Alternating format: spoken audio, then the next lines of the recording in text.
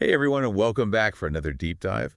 You know those books that just kind of get under your skin? Well, I've been reading this one. 2024 is Orwell's 1984 updated, and it's definitely doing that. Oh, really? Yeah, it's got me thinking, like, what if Orwell's 1984 wasn't just fiction? You know, Right? like what if it was more of a glimpse into a future that's being built right now Yeah. using technology that he couldn't even imagine? And that's what this book is all about. Okay. It's about this world, right, where our money could be used to control us. Wow. And the really scary part is this isn't some far-fetched sci-fi, Right.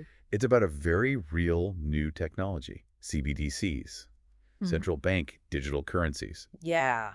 So to help us separate fact from fiction here, to really unpack what's going on, I've got our expert in the house. Happy to be here. So the book I was mentioning, it dives right into this world where basically everyday life is an open book. Mm-hmm. Thanks to these CBDCs, it's like they took Orwell's 1984 and put it on steroids. Wow. The book claims that with CBDCs, governments could track every single purchase we make. Yeah. So is this just a clever marketing ploy to sell books? Or is there actual substance to this 1984 comparison? It definitely touches on a very real and valid concern. It's not even just about governments, right? I mean, Right. think about it. Companies are already collecting tons of data on us already. They're tracking our online habits, our spending patterns, Absolutely. even our physical movements. It's a little unnerving when you think about it. It is. Yeah. And the technology for this kind of pervasive surveillance, it's already here. Yeah, there's this spyware program. It's called Pegasus. It's been used to target journalists, activists, all sorts of people. Oh, yeah. Basically, it turns their phones into listening devices. It's like something out of a spy movie. Right. But this is happening right now. Gives you a glimpse into how powerful this tech can be. Wow, okay. Yeah, I see where you're going with this. Definitely giving me chills. But to play devil's advocate, haven't governments always had ways to track us financially? That's Even with physical cash, they know what we take out of ATMs, what we pay taxes on.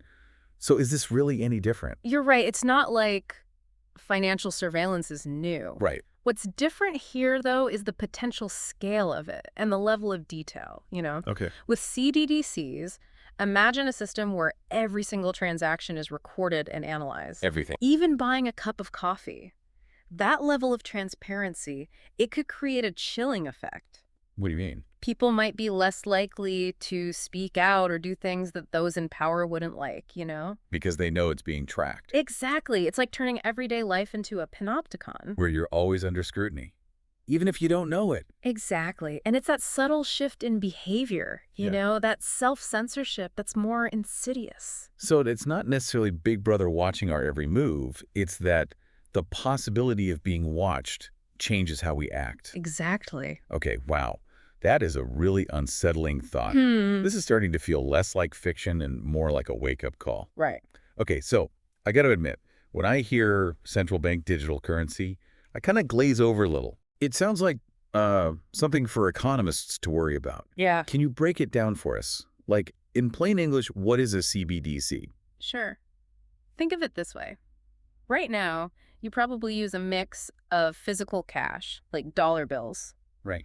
and digital money from your bank. Right. Makes sense. CBDCs would also be digital money, but instead of coming from your bank, they'd be issued directly by the government. So like a digital dollar instead of a paper one. Exactly. A digital dollar, a digital euro, whatever currency your country uses. Okay. So it's not really about how we use money, but more about who's in control of it, right? Yeah, that's the key difference. And that seems to be what the book is saying is the real danger here, right? Giving the government that much direct access. Exactly. They highlight several potential downsides. Like, imagine governments being able to track every single transaction you make in real time. They could see where every dollar I spend goes. Down to the cent, potentially.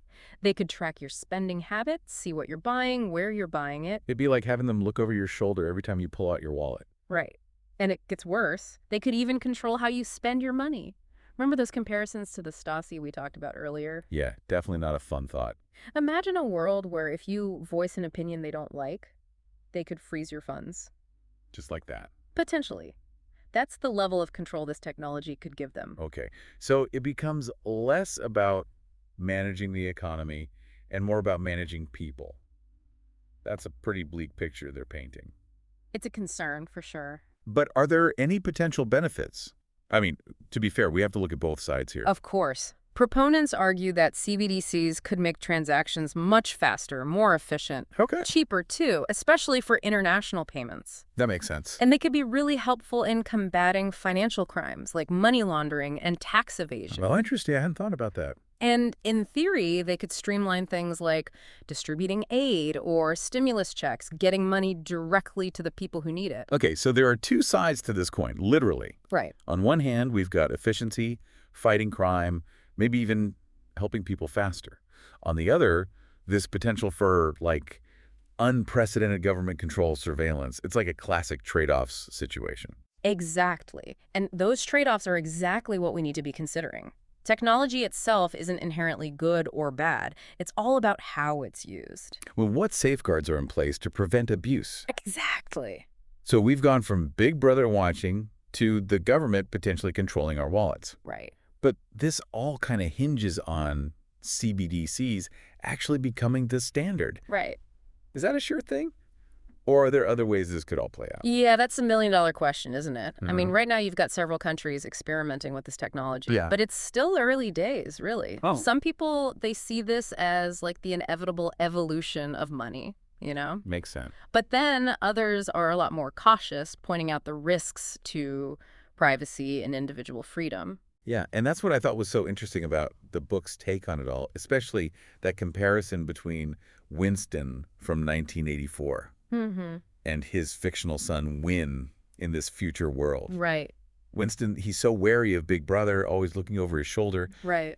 But Win, he doesn't even seem to notice the system that's controlling his life.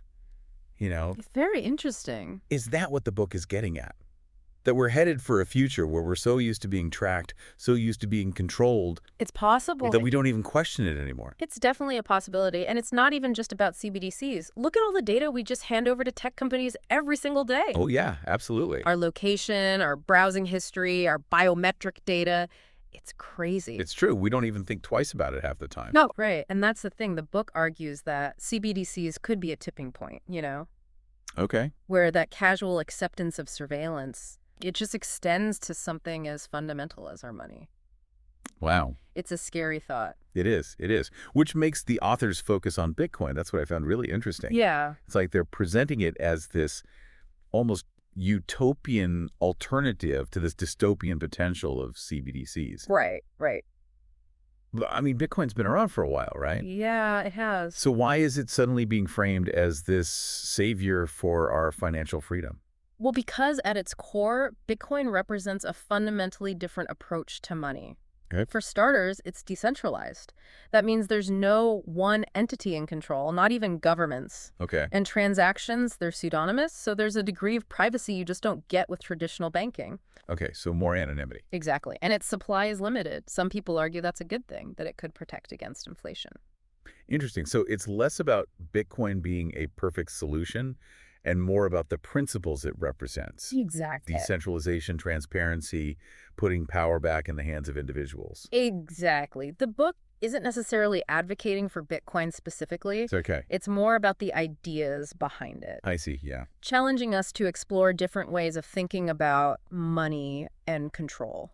It's a good reminder that we shouldn't just blindly accept whatever new tech comes along, you know? Absolutely. You need to be asking those tough questions, Mhm. understanding what's really at stake, Right. and, you know, exploring those alternatives, whether it's Bitcoin or something else entirely. Yeah. Because ultimately, the future of money, it's being written right now.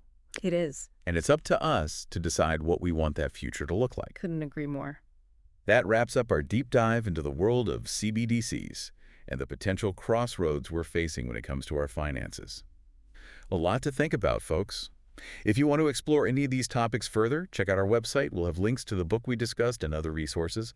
Until next time, stay curious.